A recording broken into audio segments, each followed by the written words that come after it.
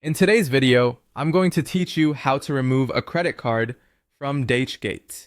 If you're looking to clean up your saved payment methods on Dhgate, you're in the right place. We'll do this on the website so everything is easy to see and follow.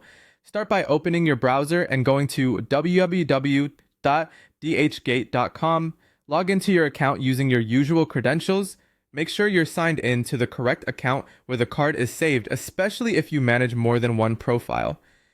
Once you're in, look toward the top of the page for My Dhgate. Click that. This is your account hub where Dhgate keeps all your personal settings, orders, and payment preferences in one place. If your screen looks a little different, don't worry, site layouts can change. Just keep an eye out for similar account labels. Inside your account hub, find and select Payment Settings. This is where Dhgate groups everything related to how you pay at checkout. Opening Payment Settings ensures you're adjusting the method stored on your account, not just a one-time payment from a past purchase. Next, click Bank Cards, Credit Cards. This section shows your saved cards, usually identified by the card type and the last four digits.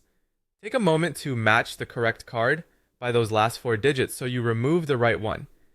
If you see multiple entries, it can help to recall which one you no longer use or which expiration date is outdated. Choose the card you want to remove, then click Delete. A confirmation prompt will appear to make sure this is intentional. Confirm the deletion. After you confirm, the card will be removed from your saved payment methods on this account.